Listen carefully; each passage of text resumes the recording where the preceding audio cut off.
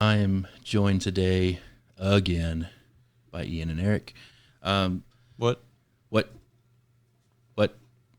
If I knew which button was the crickets without having to guess, I would hit crickets right now. So Ian, was that you?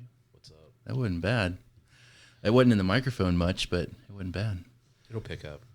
Just boost it in post. This thing picks up my fan in the living room. It'll definitely pick up the crickets that you did 7 inches away from the microphone. You're welcome. So, you were on TRT, you stopped TRT. Remind us why you stopped. I stopped because there was the main reason was because of the overwhelming amount of back, chest, acne that was popping up seemingly on a daily basis. The doctor I was treating with didn't really want to adjust the dose. Kind of lost faith in him. Wanted to throw medicines at the side effects rather than adjust the dose or adjust the protocol. Maybe doing 3 days a week, splitting the dose up, things like that. I finished a course of antibiotics and didn't work. Did nothing for me. He wanted to put me on another, and I said, "Hit the eject button. I'm out." For those of you that don't know Ian, 95% of his wardrobe is those little gym string tank tops. So you were unable to wear your string tank tops because of the shoulder and back acne. Right. And, I go to the pool every day. So my pool time was cut by like 75%. Right. Yeah. Okay. Only at night. Yeah. So Wait, you go to the pool at night? doesn't everyone after they hit the CrossFit? You go after the CrossFit? Yeah, I do CrossFit. Did I mention that? You're vegan too, right? Yeah. Okay. Cool. I'm a pescatarian. Is that like Episcopalian? One and the same. All right. How are you feeling now? I know we've talked about you starting again, and you're planning on starting again. But how are you feeling? Dealing with libido sort of in the tank a lot of times, to be honest. It really is kind of a roller coaster where I'm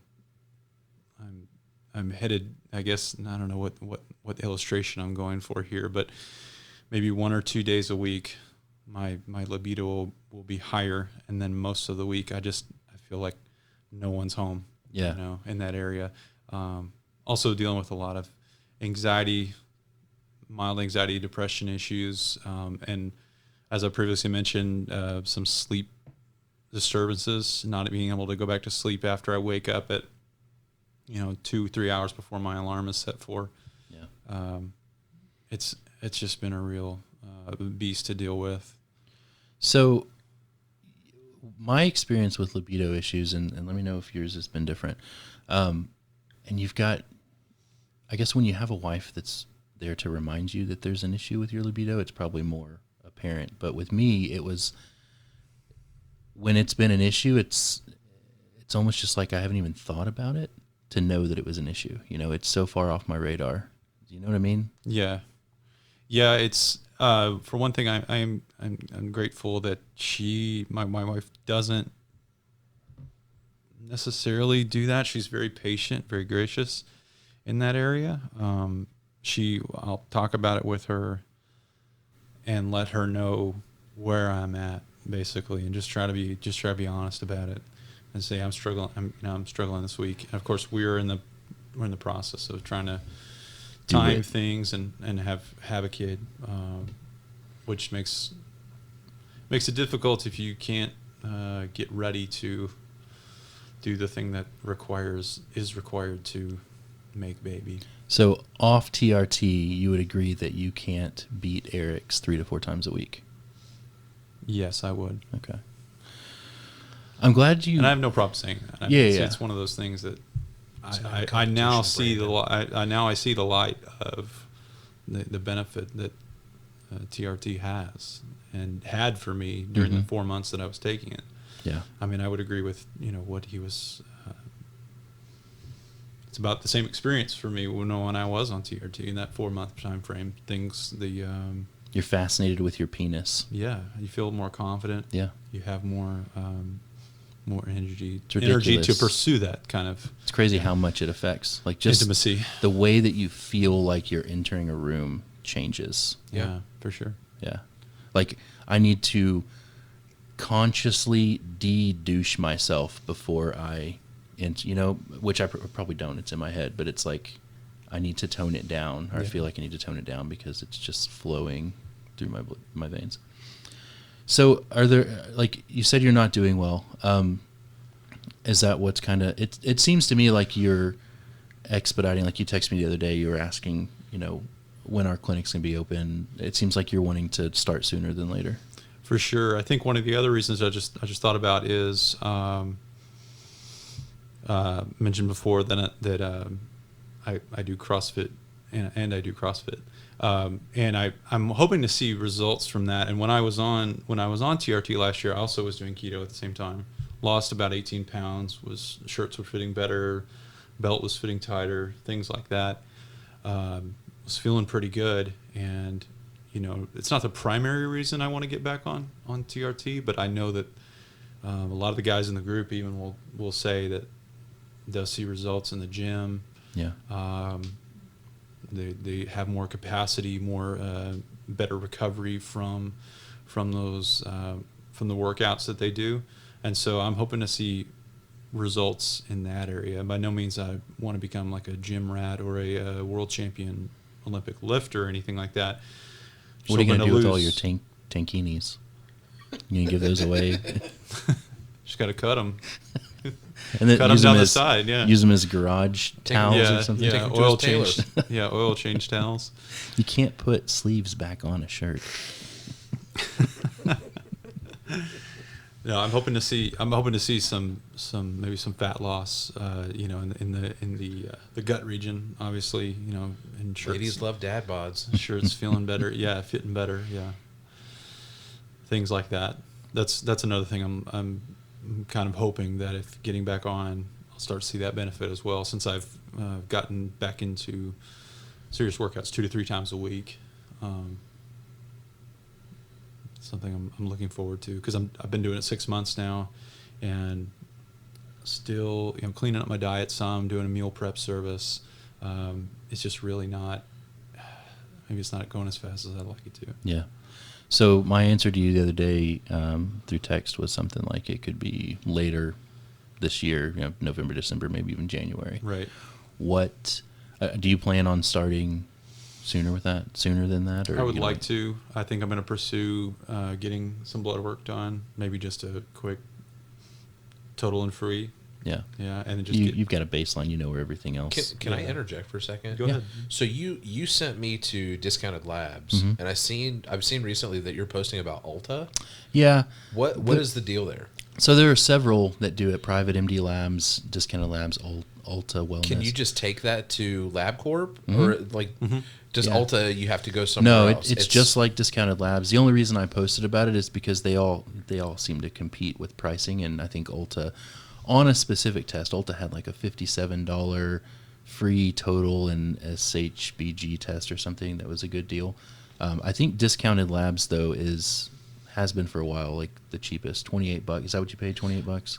I think it was 34, and then if you signed up for an account before you 10% actually off. bought, it was like 10% off. Yeah. So I ended up spending like $32 or $33 with tax. Yeah, and so for just total and free, I think Discounted Labs is the cheapest. Would it be a good idea to get that SHBG, or I mean, just starting out to that's- give your doctor something?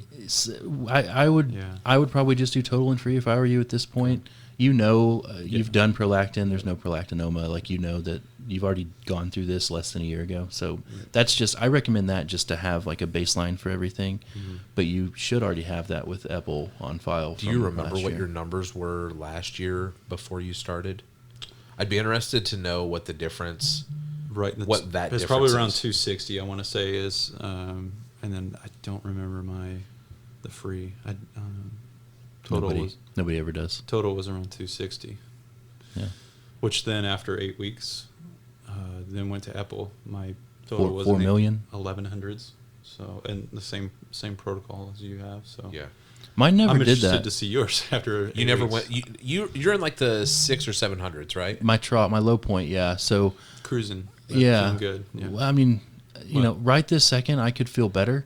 So I'm manipulating my protocol a little bit, doing twice a week, going back to twice a week instead of earlier this summer I did daily, and I hated it. That was too much work. And then I went to 3 times a week. So now I just went back to twice a week. But where are you injecting? It's important. You know, it's really important. I actually spend about 45 minutes a day meditating on where I'm going to inject for that day, and I let the muscle group call out to me. No, it doesn't. It's very Buddhist of you, very Zen of you. I often think, you know, I'm going to do delt. Yeah. I want to try shallow intramuscular to see if that would help, but instead I'm not going to change 2 things at once. So I still do sub-Q within a few inches of my belly button. Yeah. And if this 3 days a week doesn't do it, I'm going to get some. I mean, it's noticeable enough that I'm going to get some blood work done, and I haven't done that off cycle in years. So something is off with me right now. Okay. Yeah. You haven't had blood work done at all? No, sorry. I have it done regularly, but I mean, like, I'm going to go to discounted labs and get my own done rather than the twice a year with Epple. Gotcha.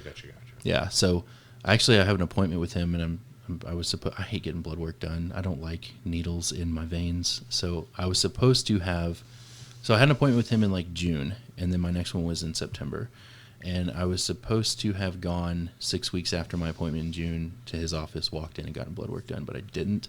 So now I think this next week I'm going to need to donate blood. I'm going to vlog about that if they'll let me take my camera, and then also go get labs done, and then have my appointment with Epple in a couple weeks. Gotcha. But yeah, something's not right. You should do Facebook Live in the group. Maybe I will. Facebook Live. What's up? Camera in one hand and phone in the other. I'll do it that way. What's up? Come Facebook What's Live. up? Get my blood drawn. I'm at the gym making gains. Blasting in the locker. Can I borrow one of your string tank top? Yes. Shirts? What are those called? Y'all know what I'm talking about, right? Like but like tops, they're not the tanks, but they're like they're strings. It's called something, I'm sure. I don't know. Hulk Hogan probably. Yeah. Like, listen here, brother. I was watching a documentary on Netflix the other day about West Side Barbell, and I learned about bench press shirts. Yeah. I had no idea there was such a thing. Yeah. Mark Bell Yeah. invented, it's not a shirt, but like, And the singlet, the squat singlet. yeah, Yeah. those make a big difference. Yeah.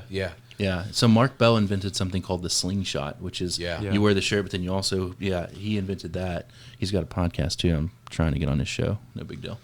But yeah, there's all kinds of contraptions out there, and they work. Yeah. I told you, Jimmy Pacifico. He's a guy that I went to high school with. Like, his dad's well known in the bodybuilding or in the powerlifting world, and he in his own right is a phenomenal lifter. I don't know if you look at his. I'm friends with him on Facebook. He hasn't posted in like 2 or 3 years. So I don't know if he's still lifting or not. Like, I don't know what's going on with him. But yeah, like at one time, I mean, for a guy that's 5'8" and 220, he's competed in the 220 and I think like the 240 kind of pound range, and the guy's just an animal in both of them. Yeah. But yeah, I mean, he competes with I forget. There's a term that they use. It's like Gear. Your total. no. There's like what's your total? like with us. It's not Gear. with assistance, but yeah, like either in gear or without gear. Like there's There's another different term. classifications. Like you can't always wear your squat suit and your Yeah. benching shirt. Yeah. I used to be really into He powerlifting actually- when we were bench pressing buildings. Yeah, that's I was right. really into 5 by that world. 5. And George Mad cow. Lehman, and he was providing me with a We drank, diet like, plan. Oat protein. Yeah, raw that was egg the Lehman shakes. shake. It Yeah. had like bananas and raw oatmeal, and When's George Lehman going to be on your show? oh, he's gone off the rails. That dude. He lives in like He's probably the people like listening in Malaysia, because I think he lives in Malaysia now. He owns a couple. I think his father passed away. He got some money. He bought some rental property, and then like just ran Went off and the is reservation. doing like he's doing weird stuff, and he's not powerlifting anymore. And it's sad. This kid was like 22, and he was deadlifting 1,000 pounds, and he was supposed to be like the next strongest man in the universe. And then I guess it takes a toll, like you can't do that forever. Your Jimmy Pacifico buddy is probably focusing on bodybuilding now because like you can't, once you hit 30, you can't keep powerlifting, you know? Yeah. You can only He was- deadlift 1,000 pounds so many times. Well, I mean, I forget what his first name is, but Half Thor, right? Yeah, He's yeah. like Bjornsson, he was yeah. Bjornsson Half Thor. So like The mountain that rides. so this year at the Arnold, I think he did 1143 deadlift. I mean, that's insane. Yeah. And there was, who's the... Eddie Hall holds Yeah, the record, that's- 1,200 pounds. So Eddie It's Hall like is not, 1202. but he's not powerlifting anymore. I follow him on Instagram. He's got abs now. So I have a Yeah. feeling that he is transitioning into retirement from powerlifting and into maybe bodybuilding or something. Well, so there's a special, and I don't know if it's still going, but there was a special on the History Channel, and Brian Shaw, who's just one of the most prolific athletes right now in the world. He's he's World's strongest. yeah, world's strongest man. I think 4 times. I mean, so it was him, Robert Oberst, Nick Best, and Eddie Hall, and they went around. They went through like Scotland, and they went to like Las Vegas, and they went to all these different places, and they basically took on all these different like strongman feats. You know, like they did the Denny Stones, which is over in Scotland, and they did like all these. It was just so cool to watch. So that's where I even got familiar. I knew of Brian Shaw because of the World's Strongest Man, but like the other guys, I wasn't really familiar with them. So then I saw the competition that they had this year at the Arnold, where it was Brian Shaw, and he finished second, and Half Thor was the one that ended up. He won the competition, but it was 11:43 because I think it was. God, I can't remember the Rogue. Rogue makes they make like the bars and the plates and all that stuff. They put out a challenge that anybody that could lift 1,200 pounds, they were going to give them like $50,000 or something. Like it was a huge prize, and nobody was able to do it. So I mean, like the fact that Eddie Hall was able to do that at any point in time, like that's insane. Yeah. There's another guy that's retired. Same story. He was squatting, 900 or 1,000 pounds, and his knees just exploded. I think he's from Kentucky, but I follow him too. But he has abs now too. He's no longer a strongman. He's a bodybuilder. I tell you what, though, you follow those people on like Instagram or YouTube, and you look at what they eat. I mean, most of those guys said that they spend anywhere between like $2,500 and like $4,000 a month, just on food. It's a full-time job for them to eat. Yeah, it is, and it's tough even for guys like Brian Shaw. He's got a YouTube series where it's like, this is me eating all day, and he was eating something like 9,000 calories, and at some point it becomes difficult for even him to do. But he's like, here's my breakfast, it's 3,000 calories, and here's my second breakfast, it's 2,000 calories. And you know what my favorite like documentary like following a person was? When Ronnie Coleman was like at the top of the world as Mr. Olympia. And they were following him around when he was still a police officer in Arlington. And he is just this mountain of a man wearing these tiny little black shirts. And then he would go to Metroflex and just lightweight. I mean, that hands down my favorite. Just eating, chicken breasts and just all sorts of stuff. I mean, the guy was just a monster of a guy. They're Metroflex. I think they rebranded, and I think they're about to launch a new facility and reopen and do like a big huge party this fall. That's awesome. We should go to that. Yeah. You'll have to hang on to your tankinis until then, because we're all three going to need to wear a tankini to Metroflex. Man, what a rabbit trail we just chased down. And I think it's started called with something tank different. tops that I don't wear. I think it's Destination Dallas now. Oh, okay. Yeah. That'd What do you mean fun. that We you should don't look into wear? that. So I'll follow up with both of you guys. I'm interested to follow both of you. I want to know when you start, like what your labs are, when you get your labs back from Epple. Don't forget to ask for him, because he definitely won't. No, I will. Yeah. Yeah. Cool. Y'all got anything else? No. The microphone can't hear your head shake.